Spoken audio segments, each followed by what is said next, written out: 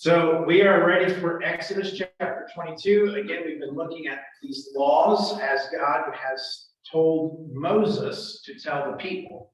The 10 commandments were given directly to the people, but the rest of this was kind of because they said, no, they pushed God away.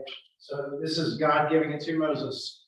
And so again, I'll ask my regular questions. What do you see? What do you notice? But that we're adding that new question. Who does this law protect? So, that, you guys ready? My first paragraph is 1 through 4. So, if a man steals an ox or a sheep and kills it or sells it, he shall repay 5 oxen for an ox and 4 sheep for a sheep. If a thief is found breaking in and is struck so that he dies, there is no blood guilt for him. But if the sun has risen on him, there shall be blood guilt for him. He shall surely pay. If he has nothing, then he shall be sold for his theft. If the stolen beast is found alive in his possession, whether it is an ox or a donkey or a sheep, he shall pay double. So, what do you notice? Mine either. Like you had an extra verse in there. I think he skipped this section and went to the bottom and came back up. Okay, I guess I'm going to have to pull up the Hebrew then, aren't I? I mean, part of it sounds like it. Well, you want to read yours? Sure. When someone steals an ox or a sheep and slaughters it or sells it, the thief shall pay 5 oxen for an ox and 4 sheep for a sheep. That So sounds. far, so good. That was good. The thief shall make restitution, but if unable to do so, shall be sold for the theft. When the animal, whether ox or donkey or sheep, is found alive in the thief's possession, the thief shall pay double. You skipped verse 2. I did? No, ours goes, that's all one for us. Mine's verse What 2. version do you have? The biggest one. Here's my standard. The thief is gone. Whatever we use. I have NIV. Because then number 2 is the thief is found breaking in. and the beast death. So all of that was verse 1. All of that was verse 1. Everything she just read is your verse 1. And then 2 starts, is the thief is found breaking in. There's 4 in there, I don't know. Good, NIV. Huh. I got 3 translations. What do you along have? that verse. I'm curious. Oh, hey, it says 1, then it says 4, then it says 2, then it says 3. Oh, so yours has rearranged the orders. Yeah. Huh. So can I comment on that? Please, Daniel. Oh, there's 4. So there are different sets of Hebrew manuscripts and the numbering does differ, as well as from the Septuagint, the Greek translation. So each of them have different numberings and the English translations will pick one to follow. 1, 2, and 3. Okay, So so that's why I thought the you. new revised standard, Yeah, that's what you've got too, which is also what our Pew Bibles are. They're choosing that other that other line of written. So it's all there, it's just in a different order. Is that what you're saying, And Daniel? that's kind of what I thought. Okay. All right, I actually can't see the screen. I gotta turn behind me to see everybody's. So if you're gonna kill the guy, you need to do it during the night? Is that the way I'm interpreting this? Essentially, yes. Okay. So, well, no, because I was gonna say, so if you catch him and it's dawn, you need to tie him up and wait till night and then kill him. But according to last week, that might be considered kidnapping and then you're guilty of kidnapping. So. Not if he's dead. No, then you're guilty of murder. Then you're guilty of murder. But he stole my ox. That's sort of like now, if you have a gun and somebody breaks into your house and they're in the doorway and you shoot them and they fall outside, you better drag. You better drag him in. Pick them up. Okay. I didn't think we were gonna go down that road. So what else do you notice, other than the fact that we do it now? This is our first time really seeing where there's an alternate tradition in the order verses, but it's all there. Well, apparently oxen are worth more than sheep. So, okay, yeah, that's a fair point. So why do you think oxen are worth more than sheep? Fields, they pull away. So their actual agricultural value is, Yeah. Be suburban. whereas I've yet to see anybody use a sheep to pull a cart. That'd be interesting to see. I don't know that it'd work very well, but Larry has his little horse, it pulls a cart. the little horses. But Sheep give you wool. I was gonna say, but sheep give you wool. So there's that. They're smaller. They're smaller. There's more meat on an oxen. There is a lot more meat on them. Makes you wonder if these laws were in effect today, what that do in our crime rate. Well, you know, if you're gonna, I mean, I guess it's, I hate to say this, but it makes me think of like in California, where if you steal less than, what is it, $1,000, they basically just let it go. Yep. If it's over $1,000 worth of stuff, then they're gonna prosecute you. Well, if they sold you for in slavery or whatever, chasing people. I mean, there is that, yeah, so we're not gonna let it go if it's under 1,000 now, but if it's over 1,000, now we're selling you into slavery. That might change things a little bit. What else do you notice? Anything? What other questions do you find yourself asking? Talking about that, whether they die in or out the door or not, basically, it's protecting, it actually protects the thief.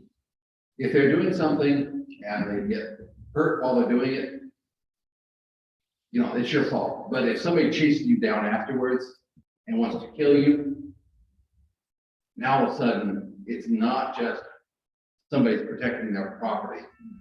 It's revenge, and God never condones revenge. So while theft in and of itself is not a capital offense, theft in the dark where you're not for sure what's happening, they may have just broken in to steal, but there's no way you can know that for certain. So to take their life when it's in the middle of the night is acceptable because you don't know if they're there to hurt you or just to steal something. But in the daylight, if you kill a thief, that's beyond just. So far, so good, Daniel? Well, and they can be held accountable to the elders if they know what happened, but in the dark, you don't know what happened. So the elders don't hold them accountable. It's God who holds the person accountable. So that's another feature here, is that God can see in the dark what has happened and judge appropriately. So if you kill somebody in the dark and you think you're justified, you still better make sure you're right with God. And of course, by the same token, I've ran across a couple of people who, in my 20 years of ministry now, where they inadvertently, you know, like either vehicular manslaughter or something like that, and they were, you know, found innocent, no charges, but that doesn't mean that it still doesn't haunt them. There's that reality of saying that even though technically you may not bear any legal guilt, there's still that moral guilt that you need to deal with God. Is that what you're kind of saying? Yeah, Dark or not, you know, he's saying about God sees in the dark, but he knows your heart, which is your intention, Correct. regardless of whether, here's that stupid man. You found the net again? Anyway, so a perfect example of this is David, who does something in secret and God makes it known in the killing of Uriah, and has Nathan tell a parable about a sheep being taken from this particular law. It connects with this, and David pronounces judgment on himself of the person who took the sheep should pay back 4 times what he took from this law. And that's a perfect example of how God saw what was in David's heart and the act that David did. And then brought that judgment that he pronounced on himself. Sorry. As he was saying that, the rabbit trail, all I could think of is, so in other words, if you steal another man's wife, you gotta give him 4 wives in return. And that's just. I think that's under a different category. Bam. I don't think it's stealing, I believe that's adultery. and That is a different category, but I'm just, that's in the David story. But he already killed Uriah, so he was even worse off than just stealing Uriah's wife. There is a sense in which he stole Uriah from Bathsheba as well. Oh. Yeah. How many sons did David lose? Because of that whole incident. 4. He lost 4 sons. It is. I mean, it's gonna be a while before we get to that story in Samuel, but probably not a coincidence. Yeah. Be careful how you pronounce judgment. There's that whole thing, do unto others as you'd have them do unto you, and the don't judge lest you be judged for the measure by which you judge will be used unto you. Yeah. All those kind of play in here, don't they?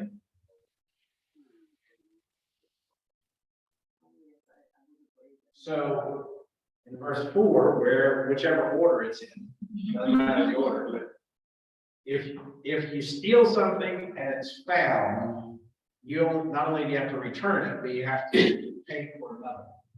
Correct? Yeah, so you pay for the use, this person has lost the use of that animal for a time. So you pay for that use So if you're just as well as the animal. basically you gotta pay for a whole. Double. Pay double, yeah. I wonder if that would stop borrowing without asking, oh yeah, I got your hedge trimmers. Forgot I'm supposed to give those back to you 2 years ago. Here's another set. Here's another set. Here's your original, and here's your new set. Very broke person. Well, that would, in case it would be broke, that means they gotta buy 4. That if they broke the hedge trimmers, they got to buy 4 of them. And then you get to sell the other 3 for. I'm sorry. Yeah, and when you start looking at this, it really would change society, wouldn't it? If we had this kind of, you have to game it out a little bit. We're not just talking about oxen and sheep here. You kind of have to think through the whole line of thinking, but this is a much, it would be a very just society. It would be harsh, it'd be hard to switch over to it. Our culture wouldn't like it at all. But once you switch over, I think it would probably be a more just system. There'd probably be less people in jail. Of course, we'd probably have to have some kind of public execution every so often, but Amy said, did it take 15 years for the sentence to be? execute. Yeah, it doesn't take 15 years for the sentence, that's for sure, Amy. They, as soon as they come to a verdict, then it's executed then. Well, evidently car rentals like that too.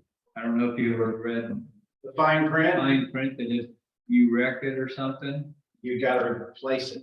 well, no, you gotta pay for all the time it's in the body shop. Lost funds.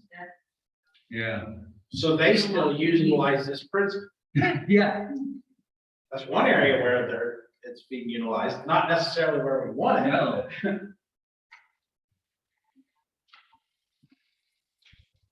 Any other thoughts on 1 through 4? All right. 5, I'm only reading 1, so if it's out of order, you're gonna have to deal with it. If a man causes a field or vineyard to be grazed over, or lets his beast loose and it feeds in another man's field, he shall make restitution for the best of his own field and in his own vineyard.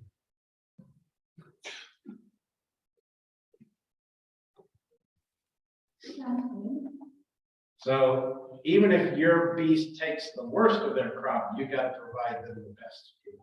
But you don't have anything left, you can't do that. It says if you graze a bear, then you aren't gonna have anything to give somebody. Your sheep gets over the fence, Or the same quality that they, that's right. you may not have very good crops, you may got great crops. Yeah. It says your best, but your best may not be as good as. So there is a sense in which I'm thinking this through. The first one is if it gets out accidentally is, I'm trying to think of how this is working, because you're right, in some sense, your best still might not even be as good as the worst of that other field. But there's a sense in which you gotta give the best of what you've got. But it said when someone causes it, if it gets out accidentally, you didn't cause that, I mean, unless you. If it gets out accidentally, didn't we deal with that last week though? That you let it stray. This one you're, This says when the man lets, when you let it go. I'm thinking of, there's a story in Perry County where we moved from, where a hog farmer, basically let all his pigs go. Just released them into the wild because bottom dropped out hogs and IRS was wanting to tax him on them. Like, I can't sell them right now, I'll lose money, so he just released them, crowding it as a loss. But those hogs tore up all kinds of stuff because he released them into the Hoosier National Forest and turned feral. was he charged for that? I don't remember the end of the story, but Oh, no. Tell us where you put the. the other side of it, though, because everything you get like that. You could probably, I'm certain that there's Indiana feral hogs. You could find somebody who can tell you the story. But there, yeah, I mean, because you don't, if they release it, if you let it go, you know it's going to go eat and it's not going to, it's not like a pet. If you're letting it go, it's not a pet, it's just going to hang around you. It's going to cause a ruckus or something. And you have to make a restitution. You're going to lose the best of what you have. In some ways, it might not always be just like what you're saying, Tim. Your best is not as good as Their word. their worst, but by the same token, you're still going to lose your best. Yeah, can I comment on that? Go for it. So the word in Hebrew for make restitution, I think was your translation, involves taking from the best and paying it to the value of what was consumed. So it may be that the 3 grapes in the vineyard or 3 vines had a certain value and it cost you 20 vines. So it's still the same. You have to pay equal to what it was lost, but you've got to pay it out of your best. So even if it takes 20 of yours to make up for 3 of theirs, you got to take your 20 best.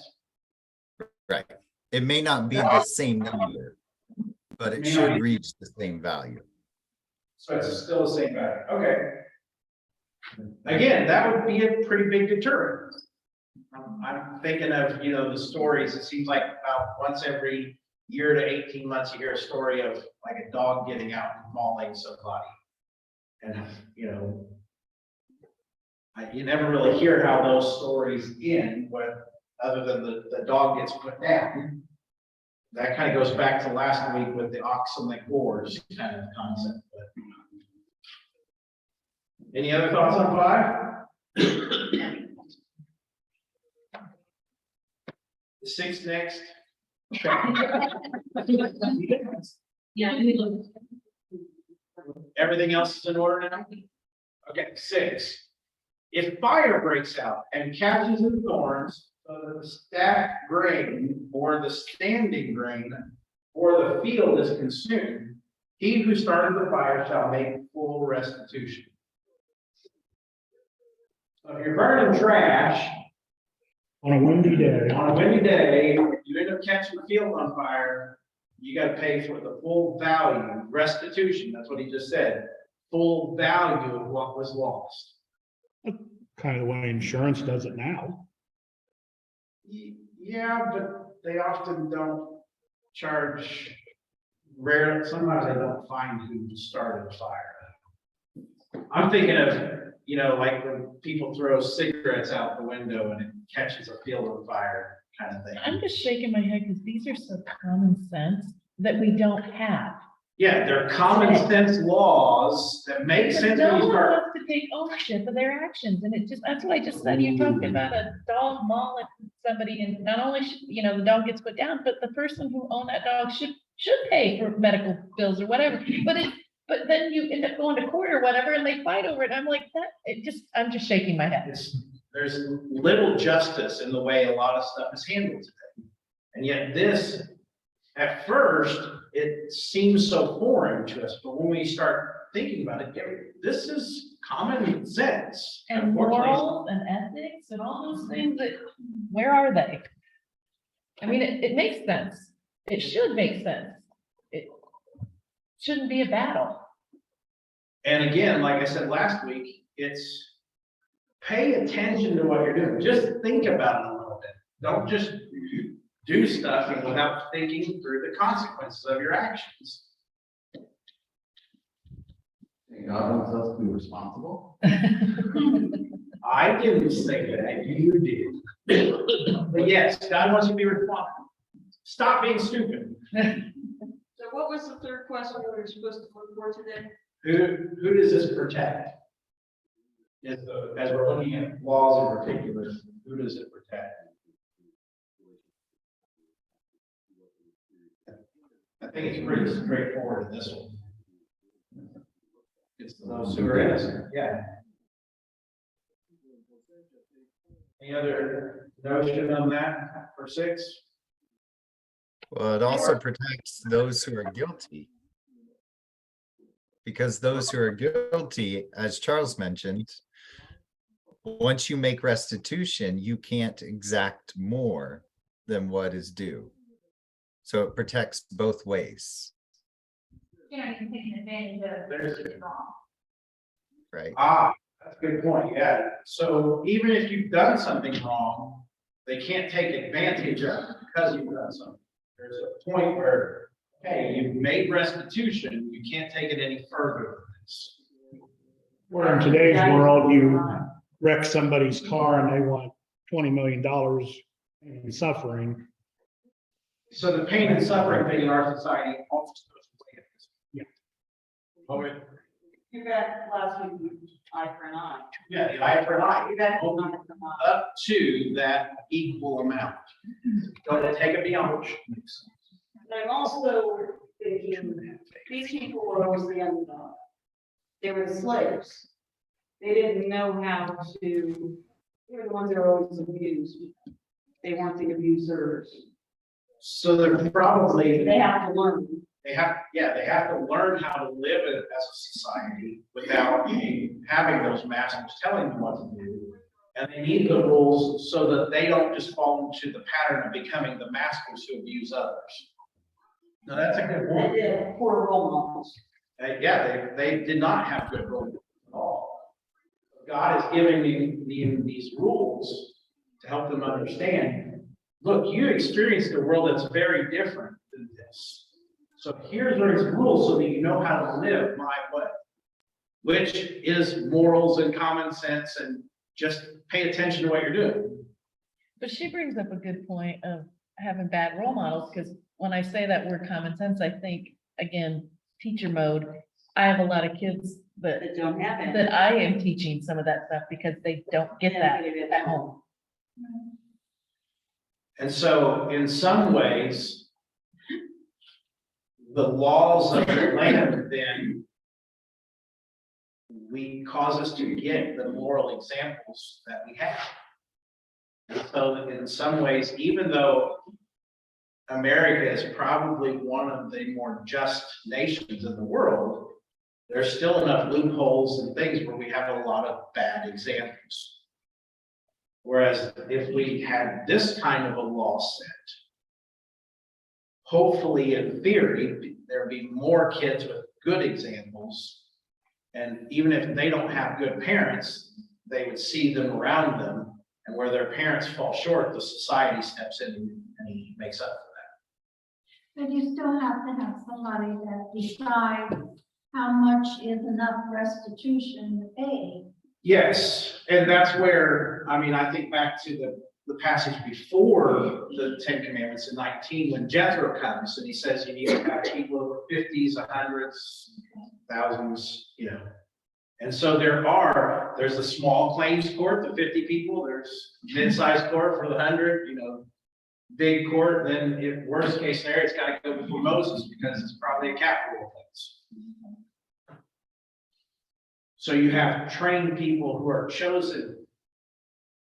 And I remember us saying this back then, you need to make sure that the judges you elect are moral, good, upstanding people.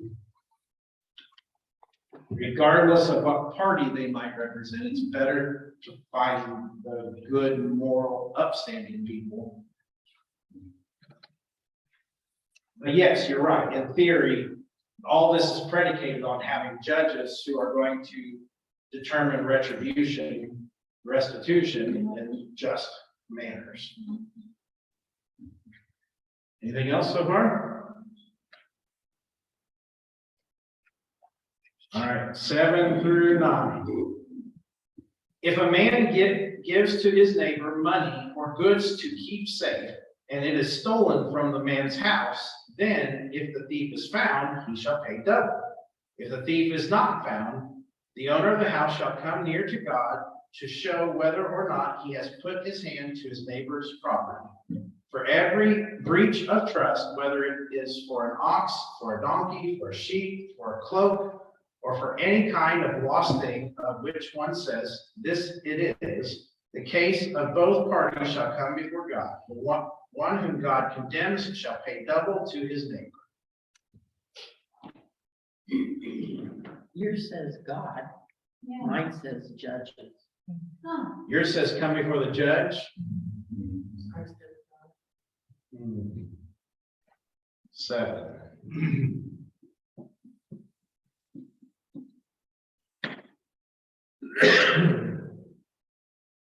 Can I comment on that? Sure. I feel like I got the teacher right over my shoulder. It's like, he's got a grade. Good work. So the word is Elohim, right? Yes. Which can be a human council or a divine council. So you have a human court and a divine court, and it's based on which one they think needs to be or makes the most sense in this context. And one translation has chosen that it makes most sense to bring them in front of the human court, right?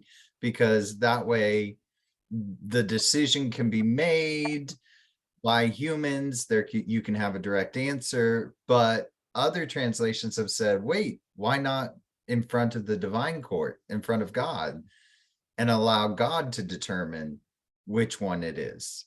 And I think in the law itself, it could go either way. If the human court can decide, great. If not, they can come here to God, to the divine court, and God knows and can decide for them.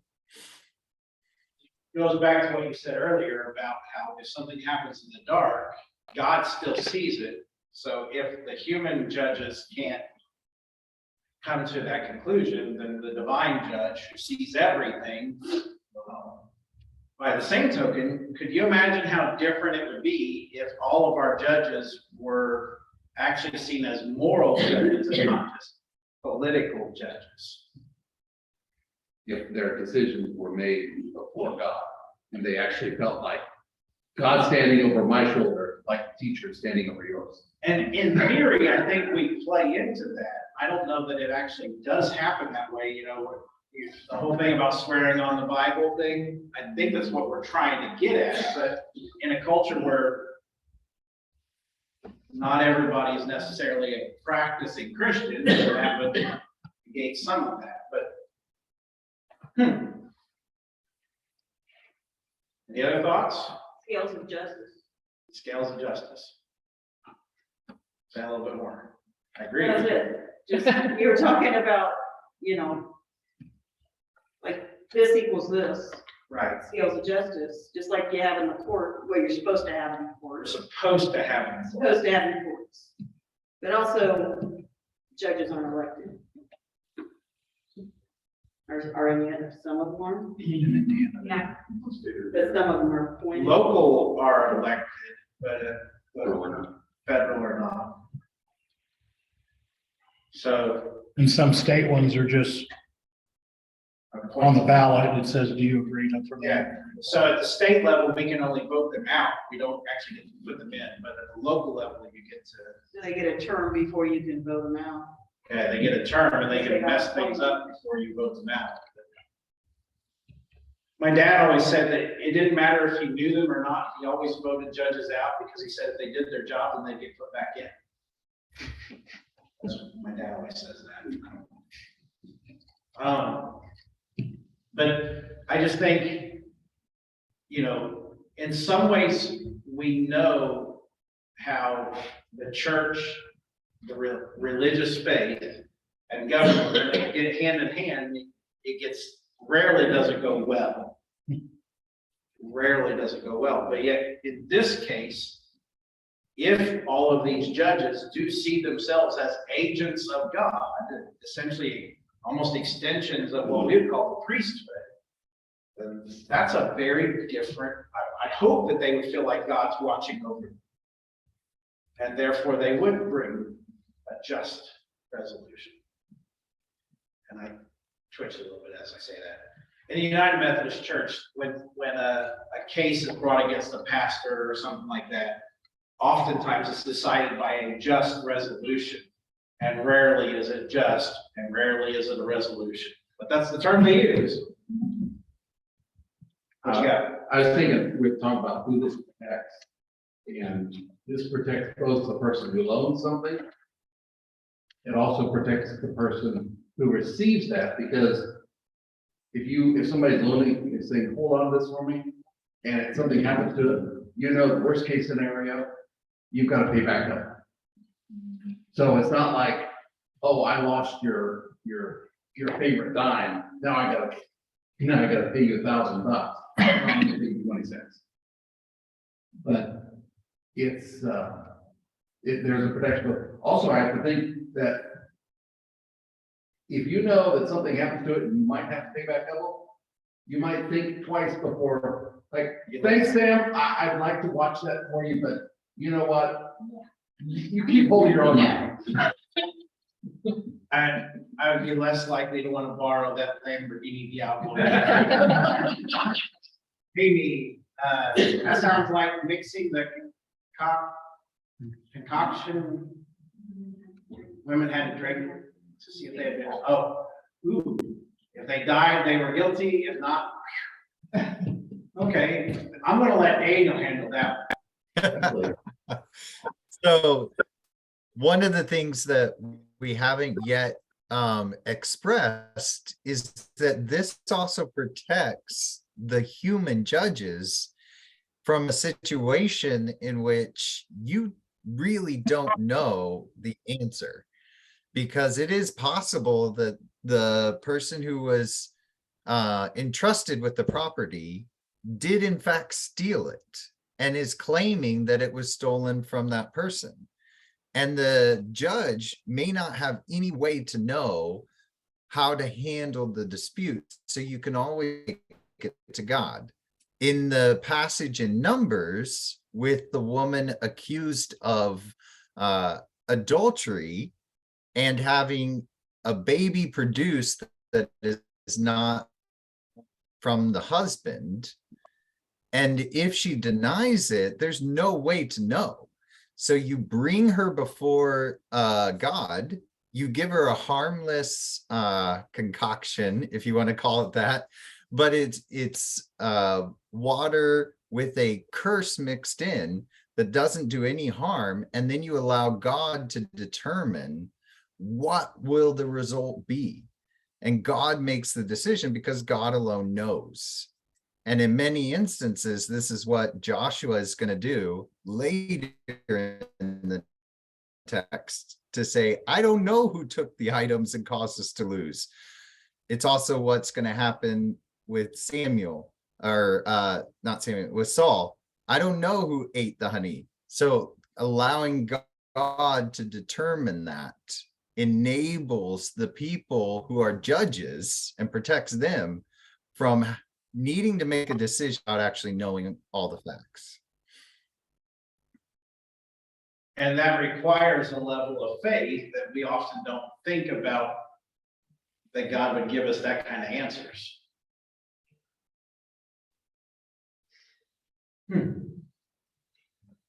Any other thoughts? Questions?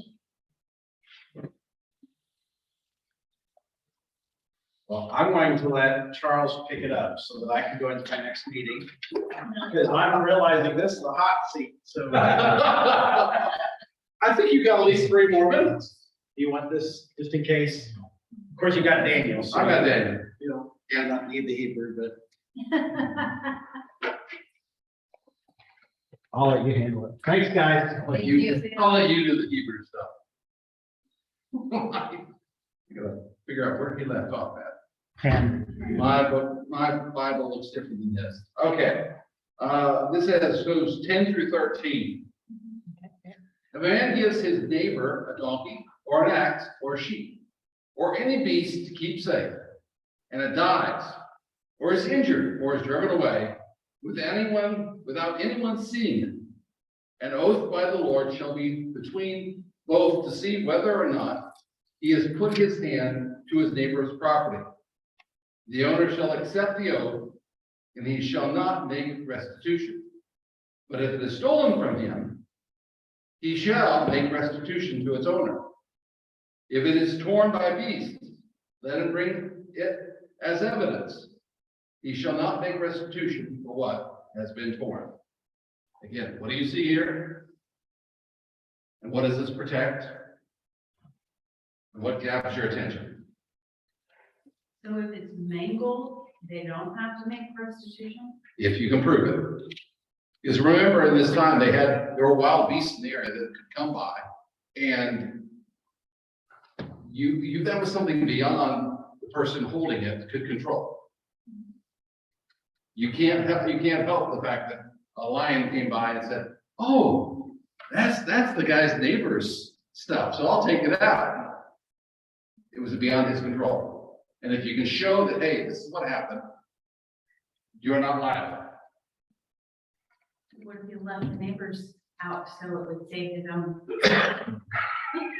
I think that's found in another area. Take my neighbor's house. Well, it's not like the wild animal's gonna stop and leave half the carcass there, so, I mean, they're probably gonna eat the whole thing. That's if it can be found. If you know a lot of things about animals, sometimes they'll take the whole thing. But if you go out, there may be pieces left, there may be something left. A lot of times there is.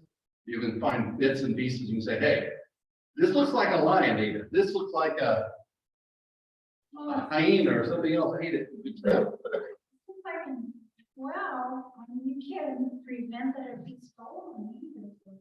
Why do you have to make restitution there? So if a wild beast mangled it, you don't have to, but if you can't help it if it gets stolen. Okay, this goes back to what we had just talked about before. Remember the section we just talked about before? That if somebody has been given something to you and it's stolen from you, it's like going back to that same thing. Okay, basically, if it was if you had it in your possession, you were supposed to keep track of it, and it got stolen, you didn't do anything good, something else had to do it. Now you're responsible for trying to make it right. Why would you ever want to keep something for somebody like that?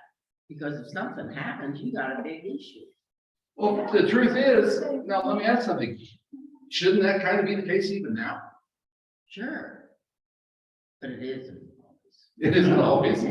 This is go back to the idea that, Mindy, you're talking about common sense.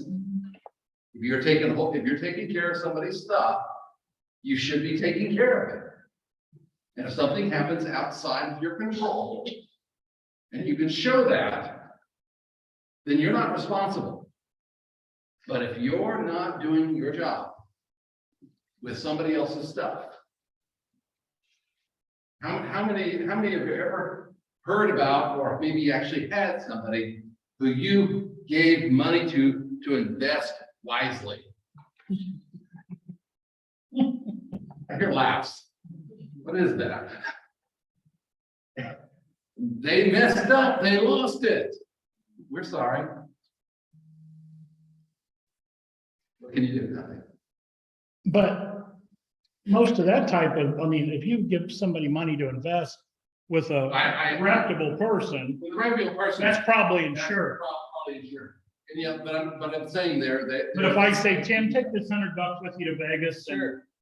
And he comes back and says, oh, you lost everything. Yeah. All right. But they are headed here. But my $100 fit, yeah. I did real well with my money, but yours, I'm sorry. Your money, the idea here is that if we're being responsible for something stuff, we need to be responsible for it. And if it's something outside of our control, like a wild animal, then it's okay. But also notice here that he said that if something happens and nobody sees it, they make an oath before the Lord.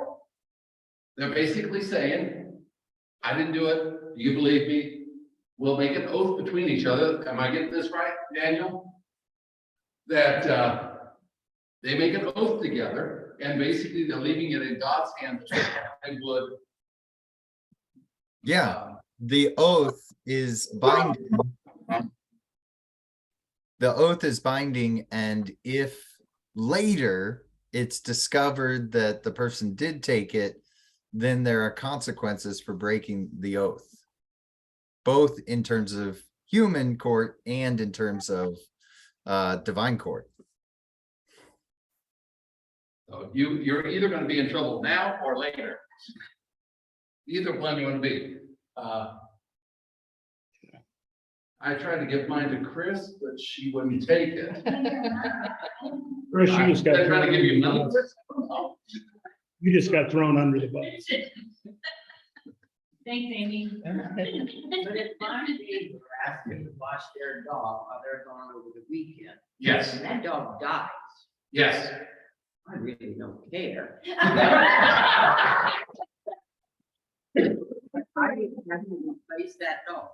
Exactly. Was it even by another? It says make restitution. So you need to make an equal restitution. Yeah, but here's the thing, you don't decide what you think it's worth. It's a purebred. And yes, if you decide to take responsibility for somebody else's stuff, you can't just say, oh, I'm sorry, oops. Well, living under those things, I would not be as generous and helpful. What do you think about it? Is it, in one sense, should we actually have as Christians a lower standard? If we do something, if we're watching somebody's dog, let's use us for example, and we do something that causes it to die, as Christians, should we do right? I didn't pause. Okay, I'm not saying, okay. Jim did. And this is where we come back, if it's not seen what happens.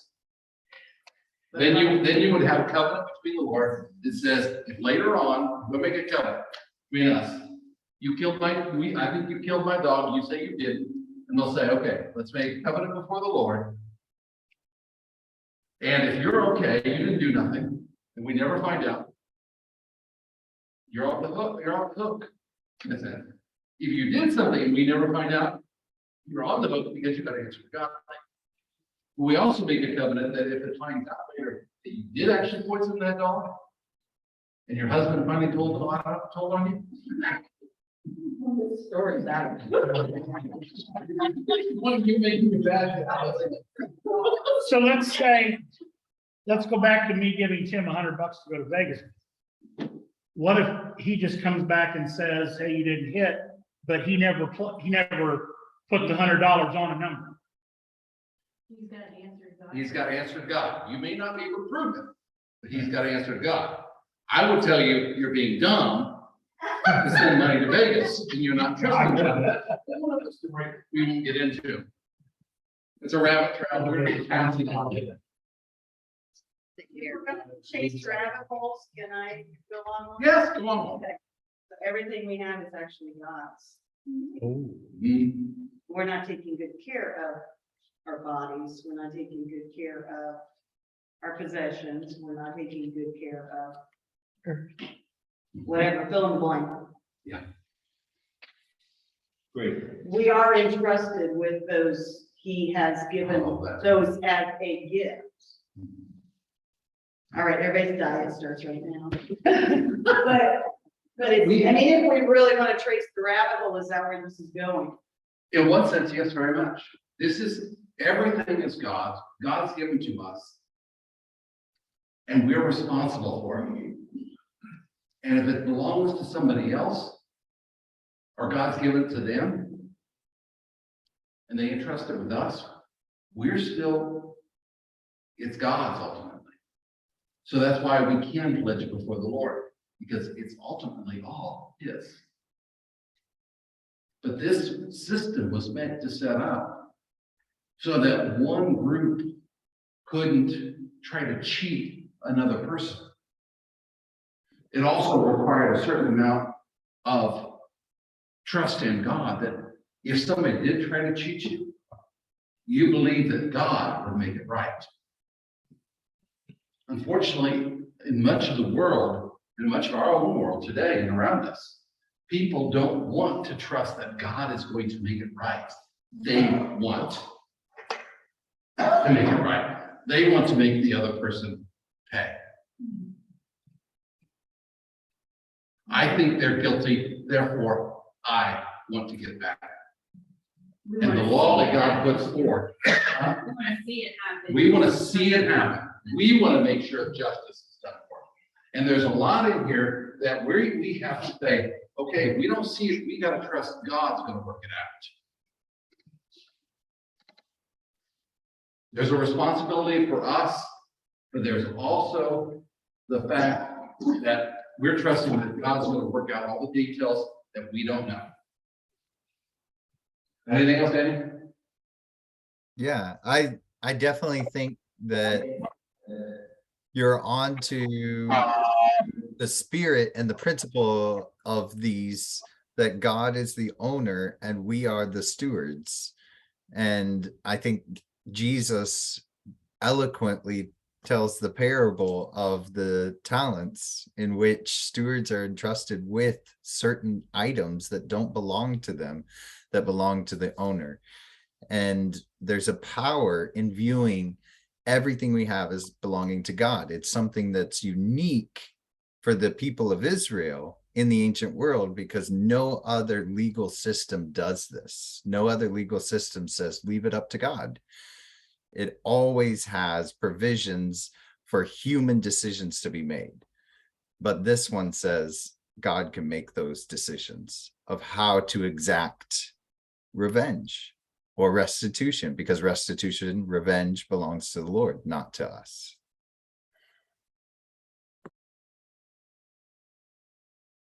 And there's the thing that with us as Christians, at the end of the day, are we going to trust that God's going to make it right?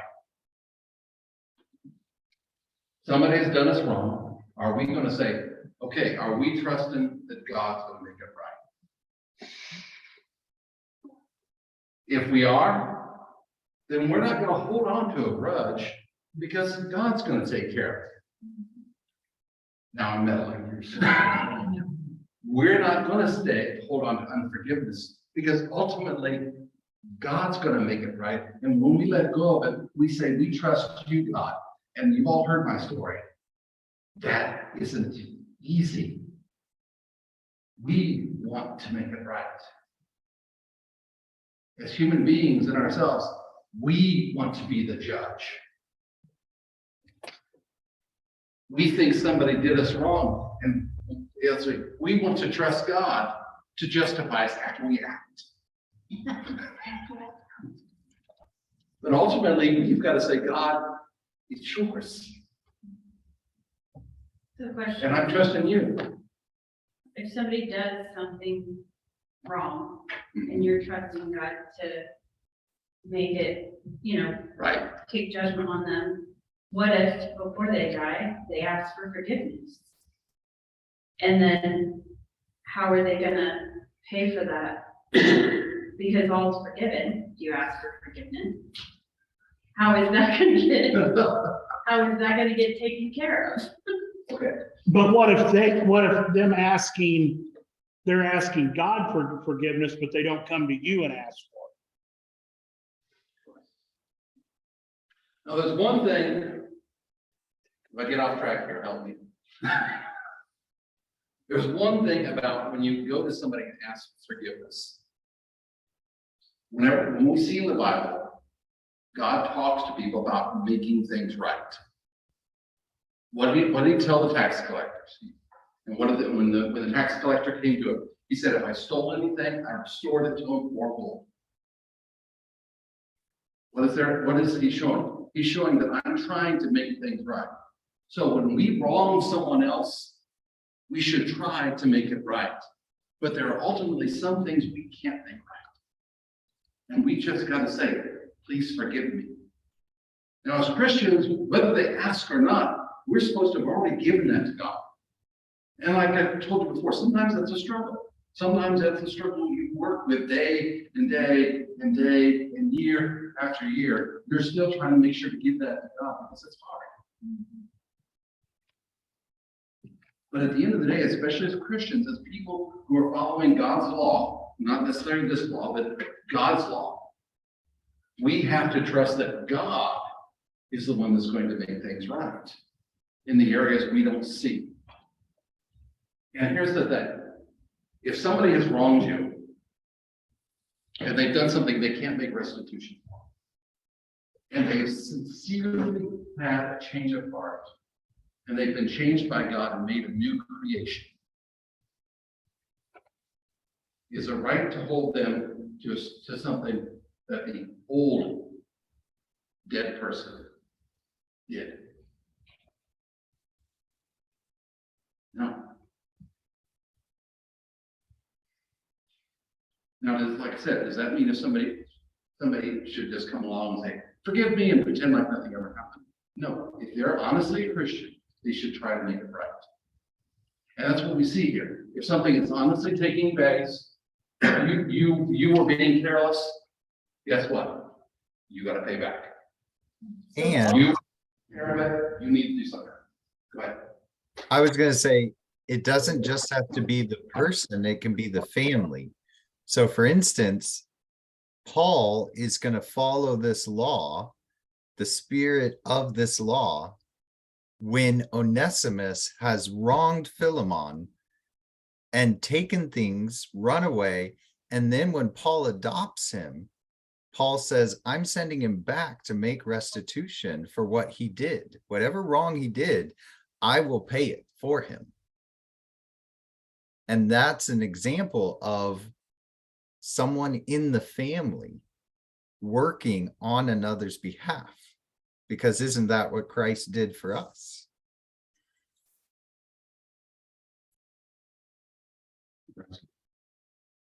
I guess for me, and it's very personal for me as well. Two things I'll say. First of all, what is it you can control? Yourself. You can't control other people, and you can't control whether or not they ask for anything. I can only control my reaction. Right. And we had something taken from us that no restitution would ever bring back. But there's a peace that comes with forgiveness that is priceless. Yeah. And it's not easy. But if we walk according to God's, the way God says, there's a peace. And as God is laying out this law, if they had followed this law as God had laid out in their society, would they have had the troubles they had later? No. We hear all kinds of the mess that the children of Israel got into. People were taking advantage of people. People weren't doing right by people. What were they doing? They weren't following the regulations that God gave them. They weren't trusting God. When it came time to rest the land, all of a sudden they thought, if I don't plant this year, I may not have food next year. I know God said this, but I'm going to trust me. I'm going to trust me to get even. I picked on you enough. Get even with Kay because she killed my dog. I didn't even know I had it. Oh, I don't have one, so we're okay. But again, we're looking back and saying, what is God? God saying, if we know something's wrong, we make it right. We're not sure, we trust God. And we're not seeking revenge. We're not seeking to get even. We're not seeking extra amounts. And if the person can't pay, it says they're sold. But remember the slavery they sell people into. It's indentured servitude. It's not going to be sold forever. They're sold. They earn a living, and the person who takes them is taking them on and also agrees to take care of their family and the people around them. So this isn't a system that's God's setting up that's going to make people destitute. It's hopefully training them to be responsible. And if you get sold into slavery one time because you abused someone or because you stole from someone, and you used to spend 6 years in servitude to someone else, and afterwards you're not just thrown out, you're given a way to get started again. When you get let loose, guess what? You might not do it again. You might think, you know what? It was a pretty nice master, but I'd rather work for myself. And if you figure, you know what? I can't work for myself. I lose my income every time I get it. I can't make the grass grow. I can't feed animals without killing them if they belong to me. You know what? There's an option. You find a good master and you say, I want to serve you for the rest of my life. So if you don't think you're responsible enough, there's a way to find grace. And so in one very real way, though we see the law, there's also a lot of grace here. Would I be speaking that right? Absolutely. Yeah. The law is a grace. We don't normally think of that because we have been taught in the church that the law is against grace. And if we try to live our life according to just the law, to make ourselves righteous before God, you're going to love them. But the law was given to the people as a grace to show them how to live, how to treat other people, so they could have a better and just society. And it's And we- also, Works out better. it's also a grace to show us when we've transgressed, when we've done wrong. That's a gift. Yeah, you're right, 'cause how many have ever, I'll ask the guys here, how many have ever done something and you don't even really quite realize what you did, but your wife's mad at you? And you say, what did I do? Don't ask my wife about this conversation, okay? You're already recording this, I'm dead no matter what. Okay, and you say, what did I do? You know. I really don't here. Probably when you tell me, I will think, yeah, that's stupid. I really was an idiot. But right now I'm clueless.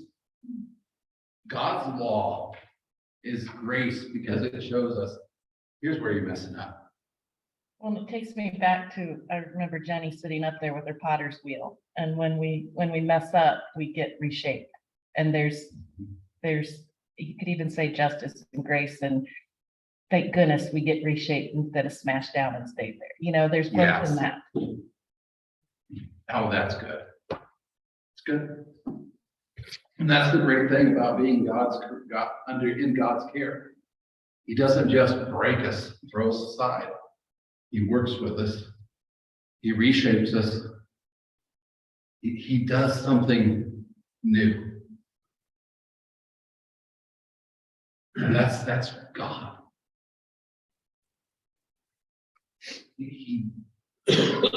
His grace is there that shows us when we do wrong and is willing to forgive us, show us how to try to make things right if we can.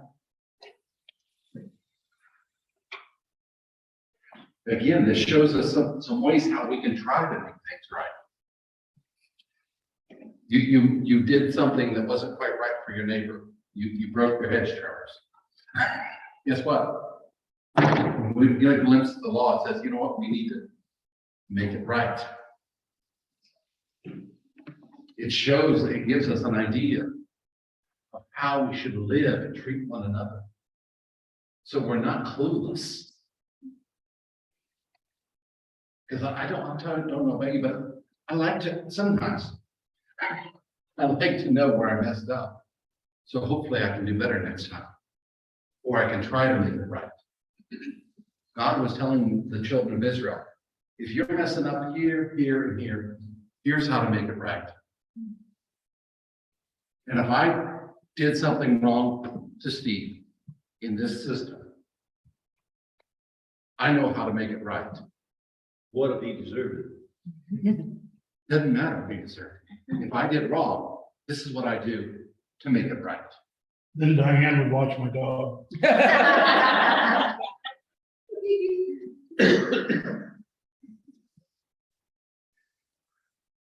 I'll tell you what, I'll talk about my shoes for a moment and everything. But I think it goes back to when Ann said too, these laws were made simple because they really didn't know what else was out there. You know, so he kind of just put it in simple words that it didn't take a lot of common sense to figure it out. Didn't take lawyers to figure it Yeah, because they had no idea what was coming. Any other comments or thoughts? All right, we'll verse Maybe it's snow blow. 14 and 15. If a man borrows anything of his neighbor, and this ties back with it, and is injured or dies, the owner is not being with it, he shall make full restitution. If the owner was with it, he shall not restitution. If it was hired, it came for his hiring fee. If I asked Steve over here, I said, I want to borrow your lawnmower. And he comes out, he unloads it, he watched me start it up, I tried to use it, and something happens to it, and he's standing there, and I've paid him an exorbitant amount of money to use his lawnmower, $20. And he agreed to it for some crazy. And it breaks down while I'm using it. You give him $20 back. You know, he keeps the $20, here you are, you go fix it. Now, if he drops it off at the house. And I think, you know what? I bet I can run over this stump and still keep mowing grass. And tear it up. My wife is gonna kill me because I'm buying him a new lawnmower. And I'm sure he doesn't have, you know, $100 crafts or something like that. You had to buy 2? Full restitution of assessment.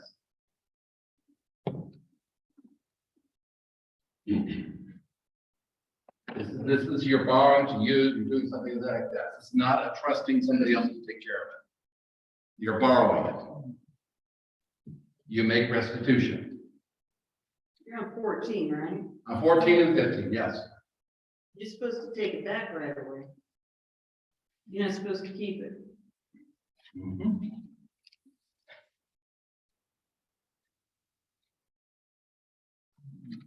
Where do you? Well, like if they're, I mean, it's not like if you're using it and then something happens, it's not that big of a deal. Am I reading that wrong? If you use it and something happens, you make restitution. But if you're not. But if the owner is Never there, mind, it's the owner. if the owner is there, The owner was there, never mind. yeah, I missed that. yeah, that idea, if the owner's there, the owner's watching what you're doing. You know, if I'm starting to use the lawnmower incorrectly, and Kirsten just stands back and watches me do stupid, who's that on? Well, partially it's on me, because I paid him, but it's on Steve because he was watching me do this, and he should have said, whoa, no, you're not gonna do that. Okay. Any other thoughts? Anything else you see there? What's the rental fee? That's if you. That's- hired it. That's if you hired it. And that would be negotiated probably beforehand. It's not laid out here. Let's say you want to borrow, you know, if I want to borrow Steve's stuff, it may be his stuff. If you want to borrow, print his stuff, it'll be more expensive than my stuff, because my stuff is not good. In fact, I'll let you off, you have my running the lawnmower for next to nothing, because it's broke. So if it broke, you only had to pay him the $20 you were looking for. If he was there. If he was there, because there's the idea is, if he's there, he was watching over it. He was allowing this to take place.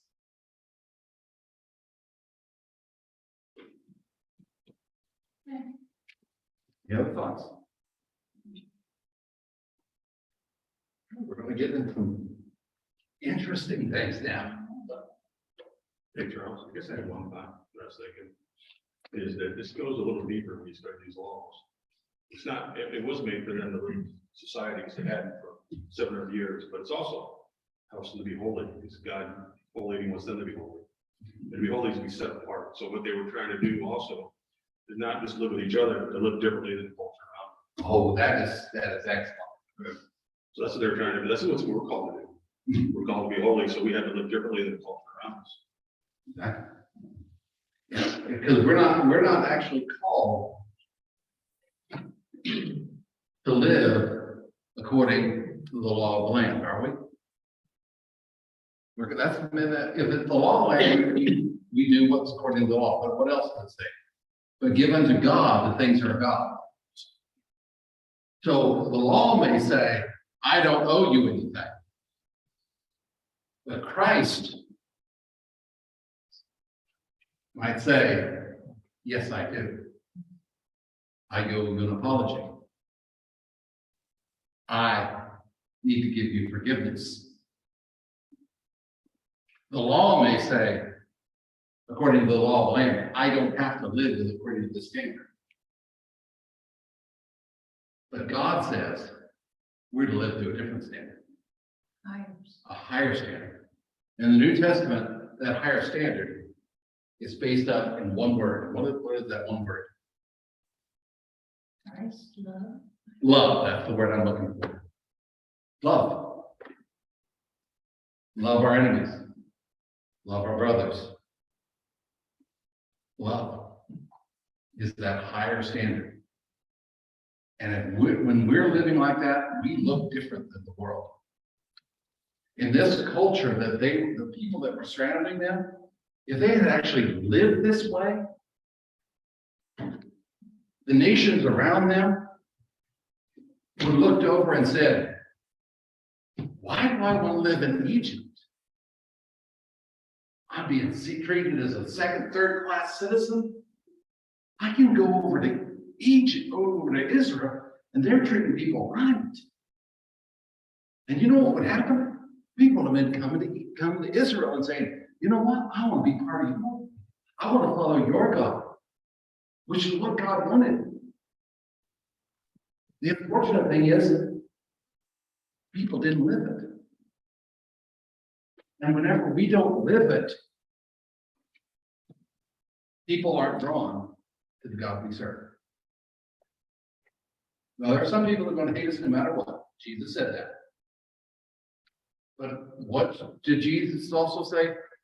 All people will know that we are his disciples because of our love for one another.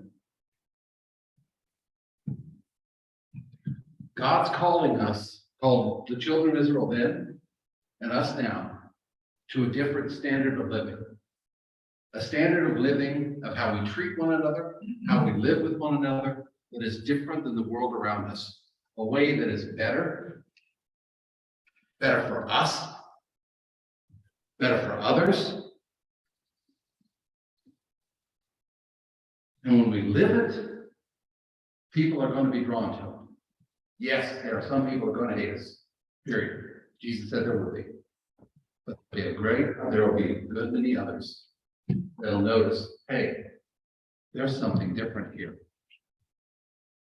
And I want it. Any other thoughts? Good stuff. Good.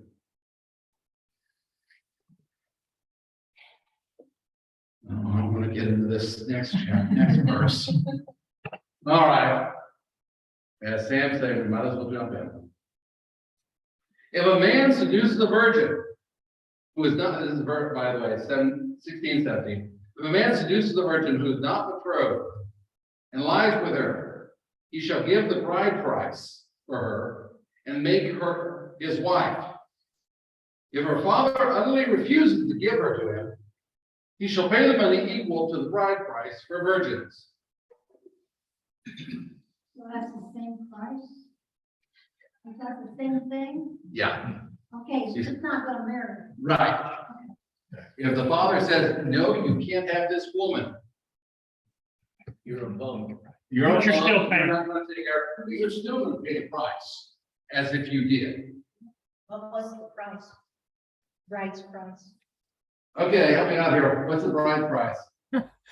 It depends on Right.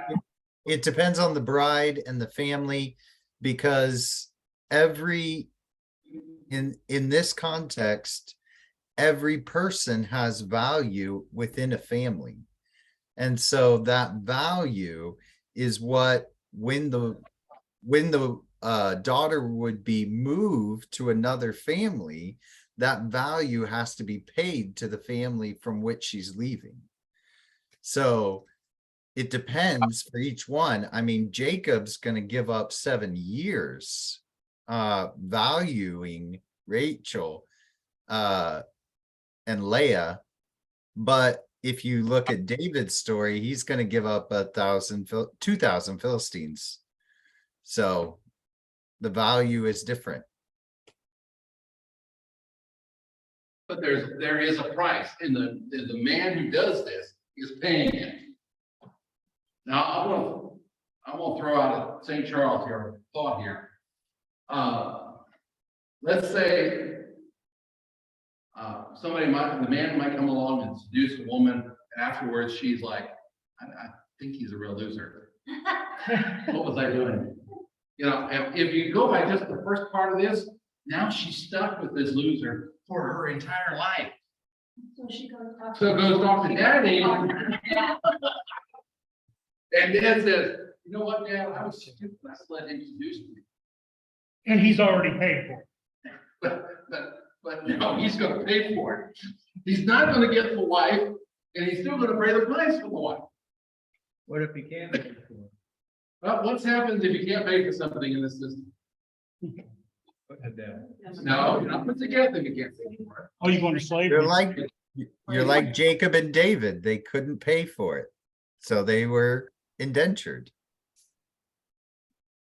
So if you're a guy, you pay if you sleep around.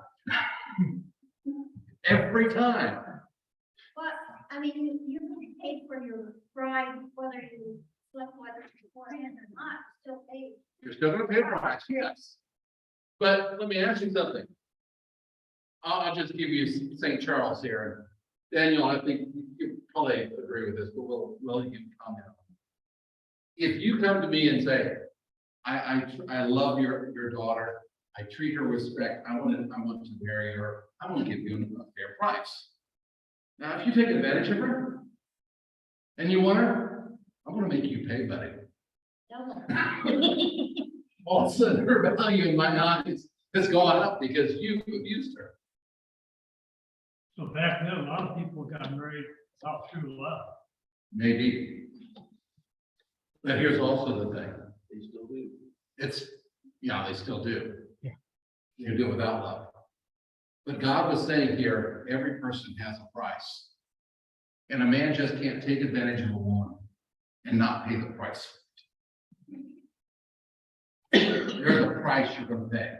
You're either gonna be stuck with this woman as your wife, whether you liked her or not.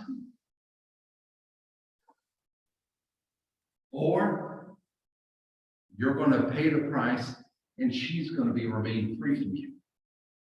But you're gonna pay a price for it. If you try to seduce someone, you're gonna pay the price. Either you're gonna be married to her, because here's the thing, it says the father had the choice, not the man. We've all heard stories of guys who try to seduce women and then dump them later. God didn't give them the chance to dump. You were stuck. Yeah, I'm looking at you, buddy. Sorry, look at me I was reading Amy's comment. Okay, well, I missed Amy's comment.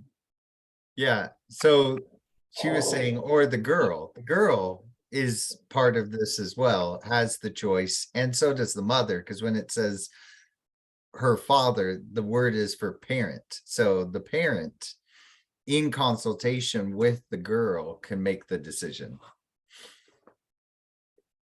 The word behind there is a more of a parental term, not just the father term. So, yeah. And what about the guy she's engaged to? Well, you're right. She's not engaged in this story. This is a woman who's not engaged because she's not pledged to someone else. If you've pledged yourself to someone else, that comes into a different story, which we'll come across later. So, like I said, in this thing, who is this protecting? The woman, the girl. It's protecting the family who is depending on this daughter to help provide this. In this culture, everybody had to pitch in. And it protects the man who might think about seducing. Yeah, because it makes sure you're aware, here's the consequence. Here's what you're going to be stuck with. So there's a definite consequence. There's a definite, here's what's going to happen. Were women not property then? No. It protects the dad. Because Okay, the next here- time if she doesn't marry him, her price just went way down. because she is not a virgin anymore. It does. In one sense. But another sense, what is the value of a daughter? In a family, Not as much as a boy. depends. In that time. In that time, it would all depend on the parent. Actually more valuable because boys can't produce children. The boys Women can't.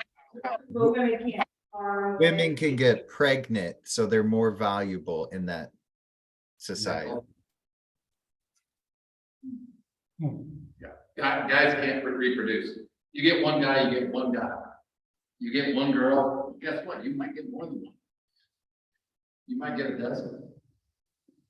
So what happens then when there is a guy that, will she ever get married? Should I say? She could be done. She may never get married again. Yeah, that's the thing that the consequence they're gonna figure out. And the parents involved in this are deciding, they refuse to let this guy marry her. They're understanding. Another guy might not want her because she's not a virgin. They're understanding, they're choosing that, okay, if you don't let her go, that means you're not gonna have, you may not have any grandkids. Your line may not continue. But there are many examples of women who, after being in a marriage or in a relationship, still being married in the future and still having the same value. So it is possible that it doesn't decrease the value as well. We have examples, I think Rahab, the prostitute, she was about as well used as any woman, but I don't think anybody would call her less. I'm not saying she was. I'm saying the father's not gonna get that price yet. Again, it depends on the value. She's not. If she's worth that to someone else, then yeah. So Hosea is a great example of this, where he's willing to pay a much higher price afterwards. It's an example of that value going up even after the relationship has happened and she's no longer a virgin. So there are examples of the other way as well. You talk about Bill, Yep, but wasn't he commanded by God to marry her it was. as an example? And in chapter 3, willing to give up all of the harvests in order to get her back. That God told him to do that. That's not gonna happen in everybody's case. It's not gonna happen every day, absolutely. But with God, all things are possible. True, but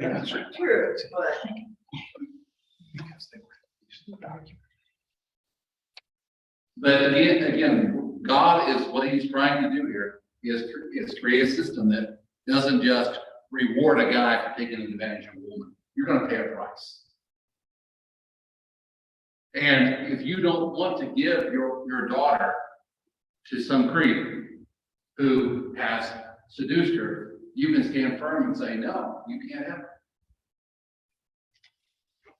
And we all know, yes, maybe we can say in those times, people thought if somebody wasn't a virgin as less. But let's be honest. If we look at what happened then and happened now, people are the same type, people are the same. Are there people who marry people who aren't virgins and they think they're far more valuable than somebody who might be? Absolutely.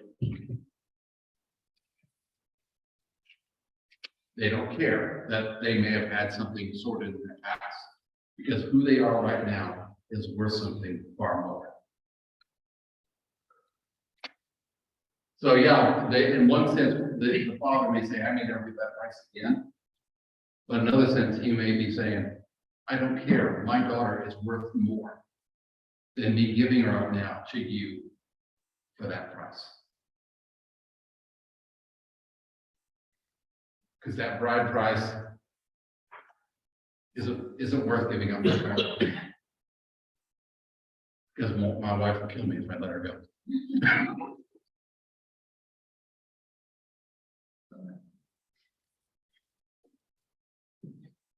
Any other thoughts? Comments?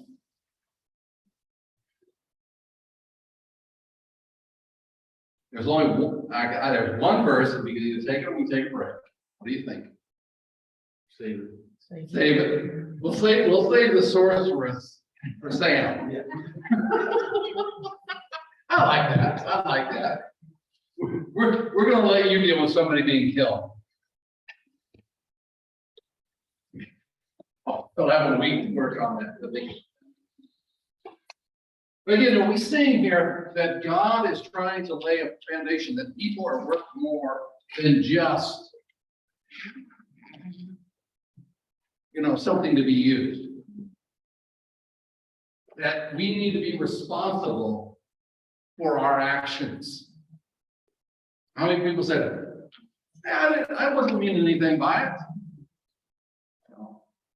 Yeah. Yeah, you may not mean anything by it, but you're paying the price for it. I didn't want to marry her. Guess what? They didn't have shotguns, but you knew you were having the wedding.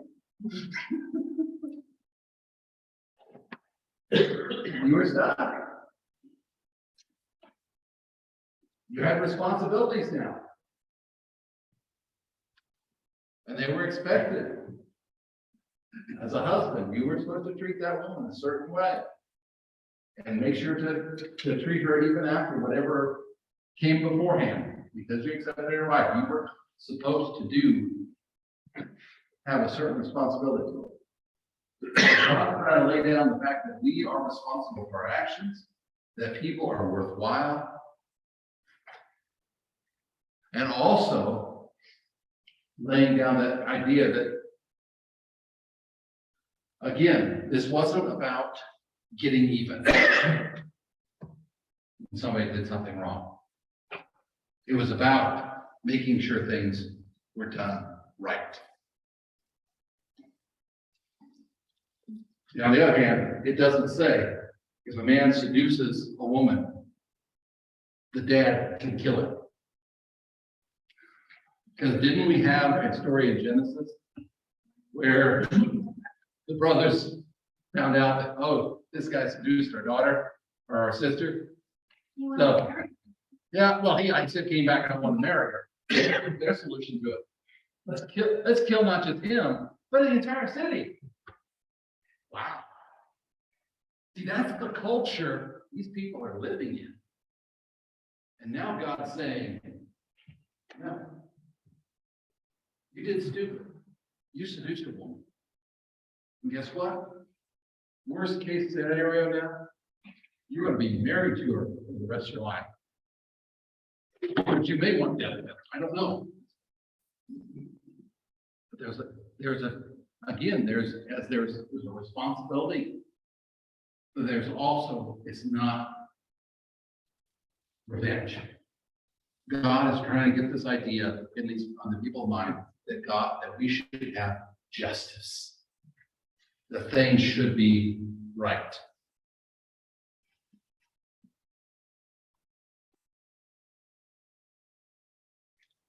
Any thoughts? Questions? All right. Let's pray. Dear Father, we thank you for this time together. We ask you to go with each one of us. Lord, and as we've studied this law, write your law in our hearts so that we may not sin against you. And Lord, let us live differently in the world around us so that we might shine forth your love. We thank you and we praise you for your gift and all you've given us. Now go with us. In Jesus' name I pray. Amen. God bless you.